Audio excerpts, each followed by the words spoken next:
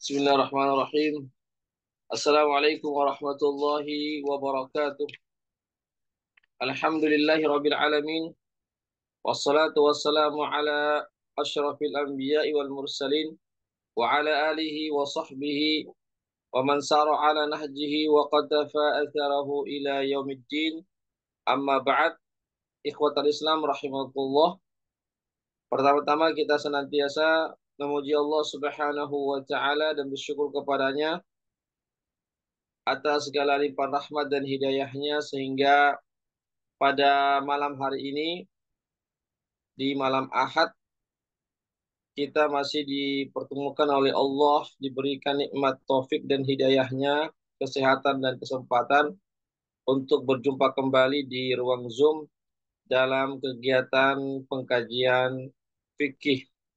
Selawat dan salam senantiasa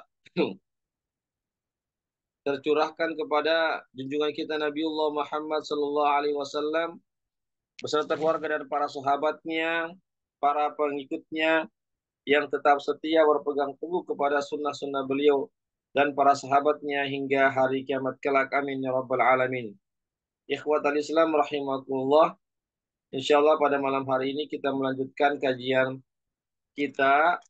fikih yang kita kaji dari kitab Al-Mulakhas Al-Fiqhi yang ditulis oleh Fadilatul Syekh Dr. Shalih bin Fauzan bin Abdullah Al-Fauzan hafizahullahu taala, semoga Allah senantiasa menjaga beliau.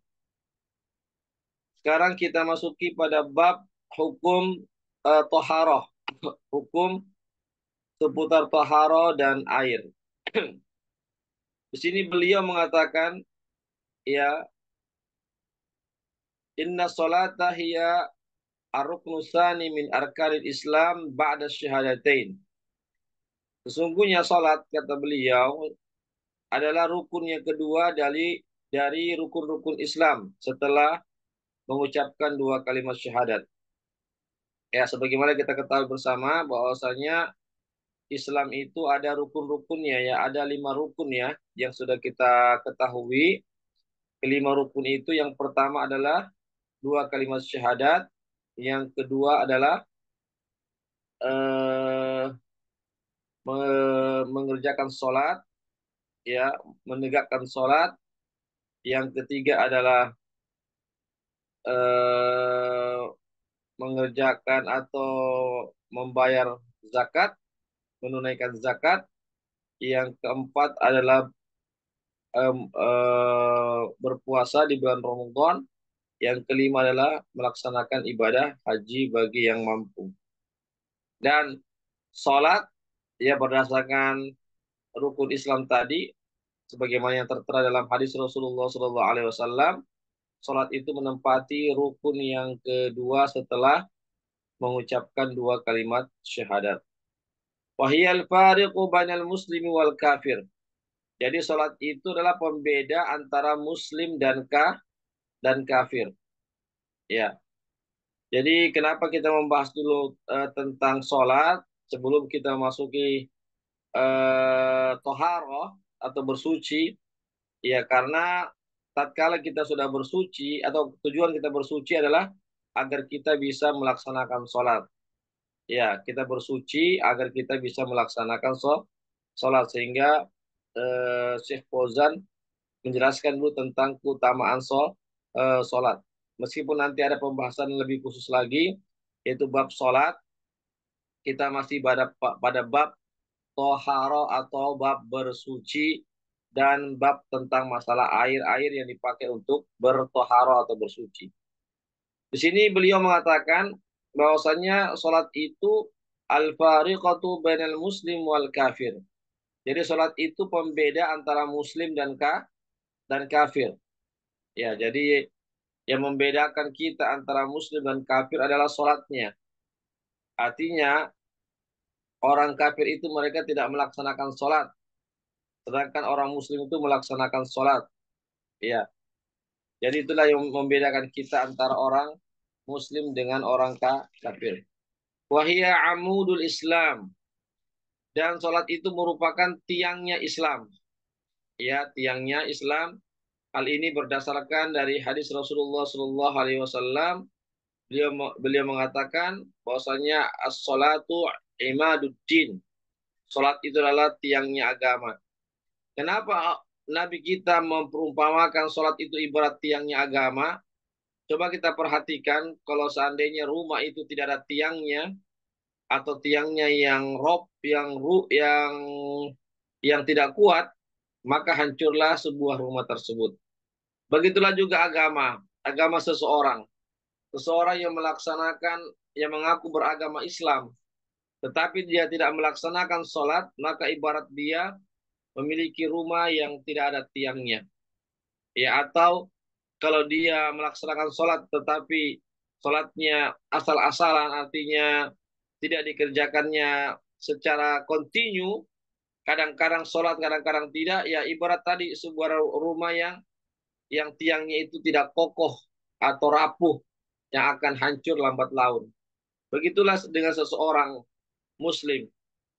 Meskipun dia mengaku Islam, mengaku beriman, tetapi dia tidak melaksanakan sholat, atau sholatnya itu kadang-kadang saja melaksanakan sholat, maka ibaratnya dia memiliki sebuah rumah yang tidak ada tiangnya, atau tiangnya tidak kuat atau tidak kokoh, yang lambat laun akan hancur. Begitulah dengan seorang Muslim, ia tidak melaksanakan sholat, ya maka agamanya akan runtuh, ya akidahnya akan hancur. Ya. Kemudian wa awwalu ma yuhasabu anhul abdu. Dan salat juga adalah amalan yang pertama kali akan dihisap oleh Allah Subhanahu wa taala. Ya, amalan seorang hamba pertama kali akan dihisap oleh Allah adalah salatnya. Adalah salatnya sebagaimana hadis Rasulullah sallallahu alaihi wasallam, ya, awwalu ma yuhasabu yaumil qiyamah as-shalah, kata Nabi. Idza salaha sahula sairu amalihi wa idza fasadat fasada sairu amalihi. Dalam sebuah hadis Nabi bersabda, amalan yang pertama kali diperiksa oleh Allah Subhanahu wa taala pada hari akhirat kelak adalah salat. Apabila salatnya yang baik, maka seluruh amalnya menjadi baik. Namun jika salatnya tidak baik atau rusak, maka seluruh eh, amal ibadahnya juga menjadi rusak. Ya, ini ikhwatul Islam, azakullah, yang harus kita eh, perhatikan dengan sebaik-baiknya, bahwasanya sholat kita ini yang pertama kali akan dihisap oleh Allah Subhanahu wa taala. Oleh karena itulah kita harus menjaga sholat ini sebaik-baiknya, menjaga jangan sampai sholat ini tertinggalkan, jangan sampai sholat ini terabaikan. Ya, ikhwatal Islam azakullah. Ya, jadi sekali lagi apabila sholat kita itu benar, maka dan diterima oleh Allah, maka diterima semua amal-amalan kita. Ya, amalan puasa, zakat, haji, ya silaturahim, ya menuntut ilmu agama, dan amalan-amalan sholat yang lainnya itu baru diterima jika sholat kita diterima. Jadi sekali lagi, ibaratnya sholat ini ibaratnya kepala pada badan. Ibaratnya sholat ini dalam agama kita ibaratnya kepala bagi badan. Coba seandainya kita memiliki tubuh, tetapi tidak ada kepala, apakah kita bisa hidup? Tidak akan bisa hidup kalau sudah kepala tidak ada. Ya, ya beda kalau misalnya tangan tidak ada, kaki tidak ada, telinga tidak ada, ya itu orang masih bisa hidup. Tetapi kalau sudah tidak ada kepala, yang sudah terpisah dari jasad, maka orang itu sudah tidak ada lagi. Ya tinggal menjadi mayat saja, menjadi mayit. Ya, ini begitu tingginya, ya, begitu agungnya kedudukan sholat itu. Iya. Wa in rudda, dan apabila sholat kita ditolak, ya artinya sholatnya ada dikerjakan selama di dunia tapi ditolak. Ya boleh jadi karena faktor itu dia riak misalnya, ya ketika sholat, atau dia sholatnya itu asal-asalan, sholat itu tidak sempurna rukun-rukunnya, wajib-wajibnya, ya sholatnya betul-betul sekedar rutinitas belaka, sekedar menggugurkan kewajiban saja, ya, atau karena sholatnya itu ditolak karena faktor misalnya dia apa namanya dia mengerjakannya sudah habis waktunya, misalnya, atau terburu-buru, tidak tumaknina dan seterusnya, ya maka tertolaklah sholat tersebut. Jika sholat tertolak, maka seluruh amal seseorang itu pun juga tertolak. Ya, maka seluruh amal pun juga menjadi tertolak. Ya, begitu ya pentingnya ya kedudukan sholat ini bagi seseorang. Ya, karena diperumpamakan ya sholat ini eh, sebagaimana saya katakan tadi, ibaratnya dia sebagai kepala bagi badan ya. Begitu pentingnya kepala bagi badan, begitu juga sholat. Begitu pentingnya sholat bagi seseorang yang hidup di dunia ini. Kemudian Allah Subhanahu wa taala menyebutkan kata sholat dalam banyak ayat dengan dengan penyebutan yang berbeda-beda. Kadang Allah Subhanahu wa taala memerintahkan untuk mendirikan sholat atau mengerjakan sholat. Kadang Allah Subhanahu wa taala menjelaskan keutamaan sholat atau keunggulan sholat. Kadang Allah Subhanahu wa taala menjelaskan tentang ganjaran pahala orang yang melaksanakan sholat, ya. Dan tatkala juga kadang Allah juga Subhanahu wa taala ya, menyebutkan sholat dengan menggandengkan dengan perintah untuk dengan perkara sabar atau perintah untuk bersabar, ya. Dan Allah Subhanahu wa taala juga perintahkan kita agar mohon pertolongan kepada Allah dengan perantara sabar, ya, ya, dengan perantara sholat dan sabar terhadap musibah-musibah yang menimpa kita. Ini ikhwatul Islam azakullah, ya, tentang keutamaan kita eh, ya, tentang keutamaan kita apa namanya melaksanakan sholat dan bersabar. Kemudian sholat juga Allah Subhanahu wa taala jadikan bagi Nabi penyujuk mata bagi Nabi di dunia ini.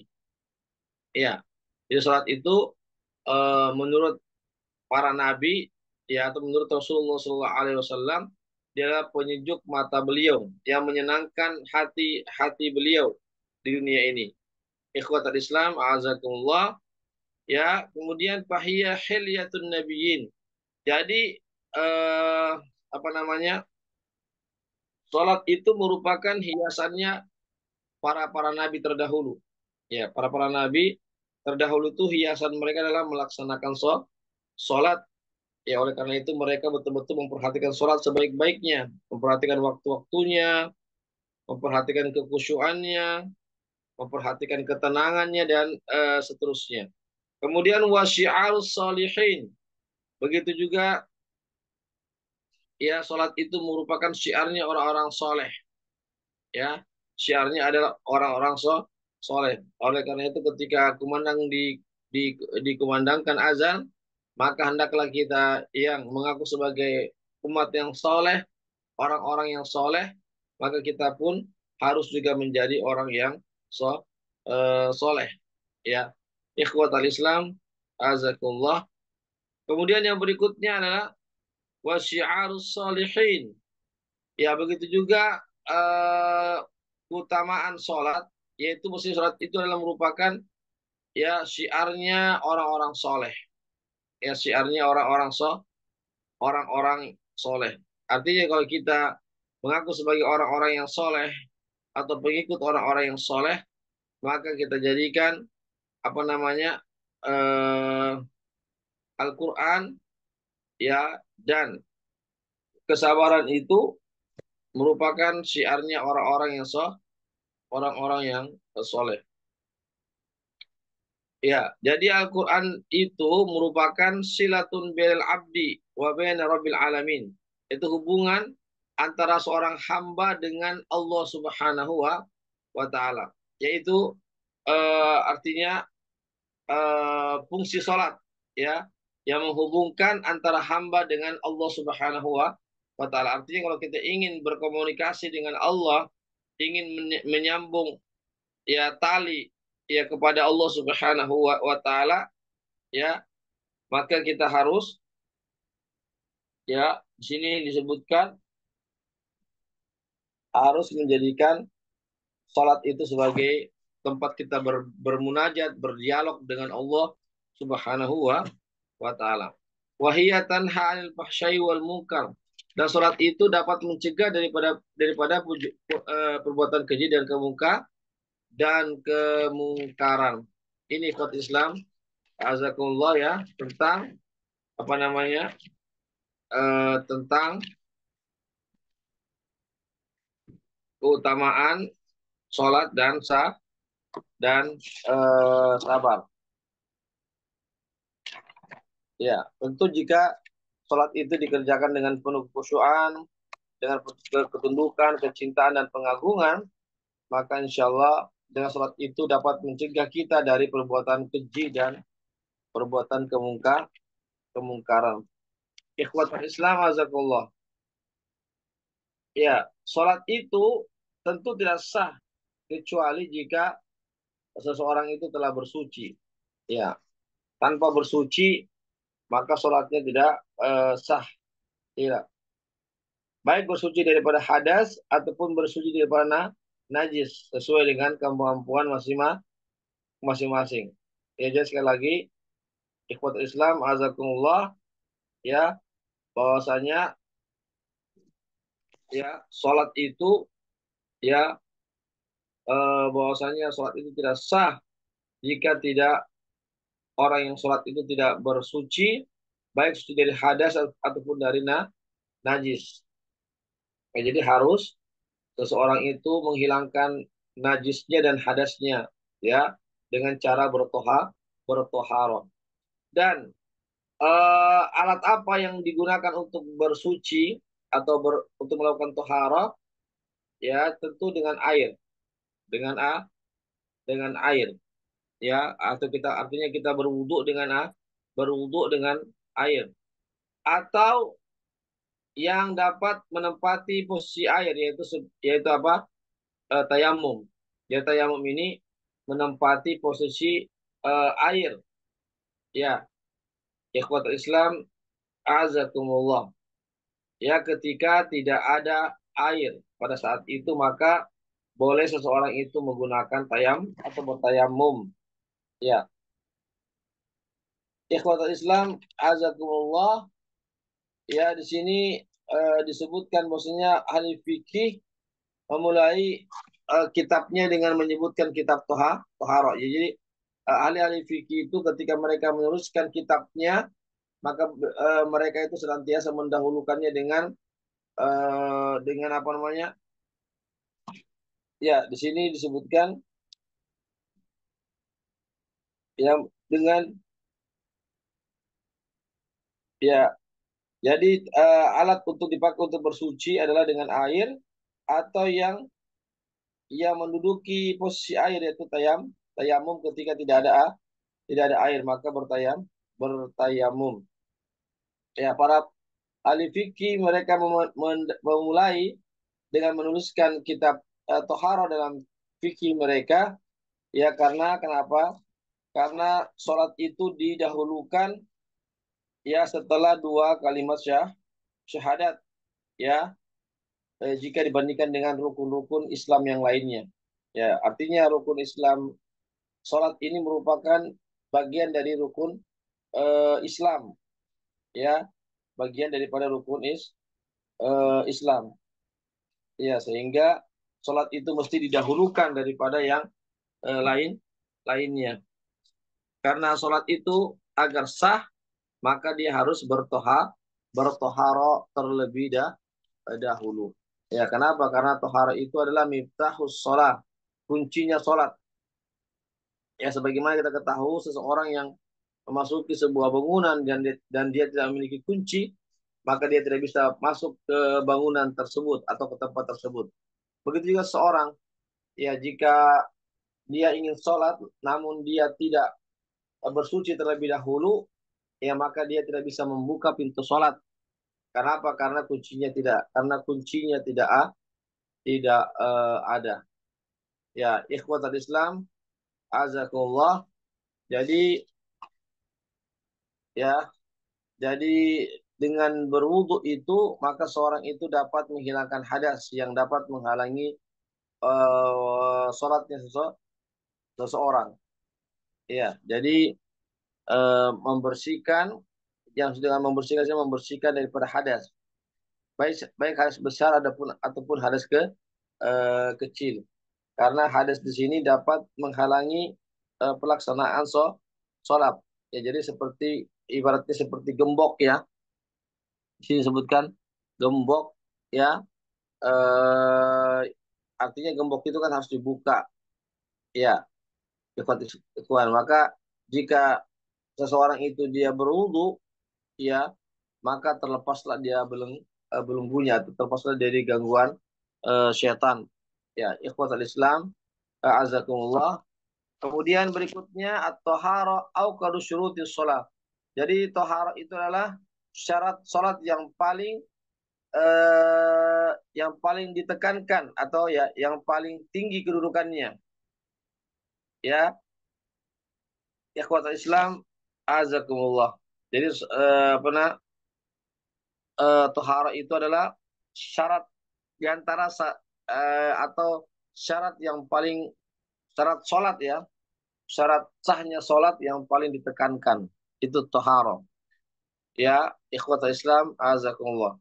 Kemudian apa makna tahara? Apa makna bersuci? Sini disebutkan adalah makna bersuci adalah kebersihan, keindahan dari kotoran-kotoran yang nampak ataupun yang tidak nampak. Itu makna tahara secara bahasa. Bagaimana makna tahara secara bukan bahasa? Ya, ikhwat Islam azakumullah. Jadi tahara itu ya seseorang sebelum melaksanakan ibadah sholat maka seorang itu harus bertohara.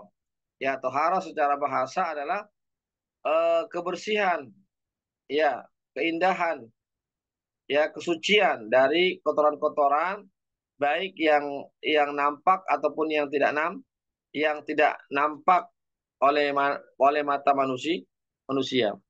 Adapun secara syariat, tohara itu maknanya adalah mengangkat hadas dan menghilangkan najis. Ya, atau terangkatnya hadas dan hilangnya najis. Jadi harus ini kedua-duanya harus ada. Ada namanya hadas, ada namanya najis. Kalau hadas itu sesuatu yang tidak kelihatan tapi dapat menghalangi seorang melaksanakan sholat.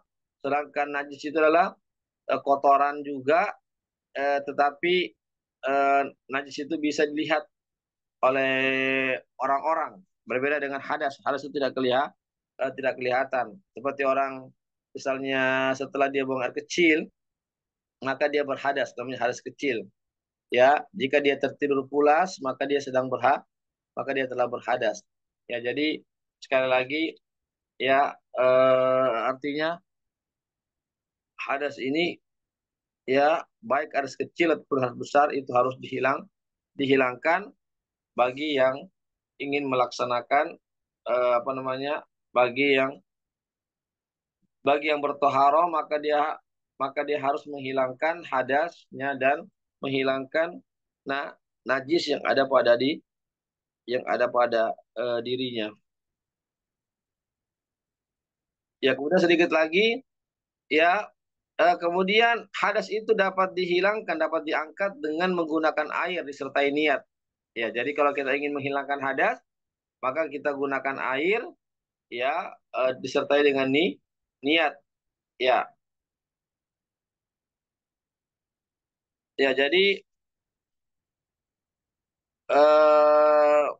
jadi semua badan kita hilangkan hadasnya ya jika itu hadas besar. Ya, jika hadas besar maka kita harus menggunakan air menyentuh seluruh tubuh kita, tentu dengan niat ya, atau pada empat anggota tempat wudhu jika itu hadasnya kecil. Ya, jika hadas kecil maka kita juga diperintahkan ya untuk mengangkat hadas itu pada empat anggota tubuh kita ya dengan cara apa namanya? Dengan cara berwudu. Ya, adapun hadas besar harus dengan cara mandi janabah namanya atau mandi besar atau mandi wajib. Ikhwatal Islam, azakullah. Namun jika seseorang itu tidak bisa menggunakan air karena faktor sakit, ya atau dia eh, yang semisalnya ya, ya maka ketika itu dia boleh bertayamum, boleh bertayamum seandainya apa namanya dia eh, tidak cukup air yang digunakan atau maaf tidak ada air atau tidak mampu menggunakan air, maka dia cukup dengan cukup dia dengan bertayamum.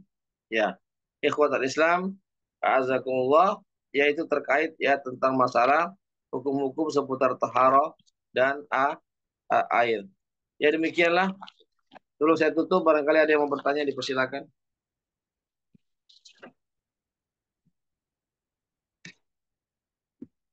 Silakan kalau ada yang mau bertanya.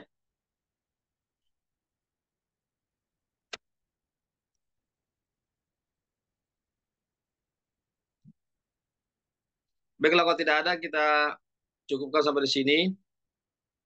Mudah-mudahan ada manfaatnya bagi kita semuanya. Yang benar datangnya dari Allah saja, yang khilaf, yang keliru dari kami dan dari godaan setan yang terkutuk. Kami mohon ampun kepada Allah dan kami mohon maaf kepada para peserta kajian semuanya. Semoga Allah Subhanahu wa taala memberikan balasan yang terbaik bagi kita semuanya. Ya, semoga Allah Subhanahu wa taala memberikan keistiqomahan untuk terus belajar dan belajar mempelajari ilmu syariat ini. Dan juga kami ucapkan jazakumullah khair kepada para donatur yang sudah berpartisipasi terlaksananya kegiatan kali ini. Semoga Allah Subhanahu wa taala memberikan pahala yang begitu besar dan memberikan keistiqomahan sampai akhir hayat. Amin. Ya Rabbal Alamin. Kami undur diri. Kami mohon maaf sekali lagi. Kami membaca doa penutup majelis. Subhanakallahumma bihamdik. Asyhadu an la ilaha illa anta astaghfiruka wa atubu ilaik. Wassalamualaikum warahmatullahi wabarakatuh. Waalaikumsalam.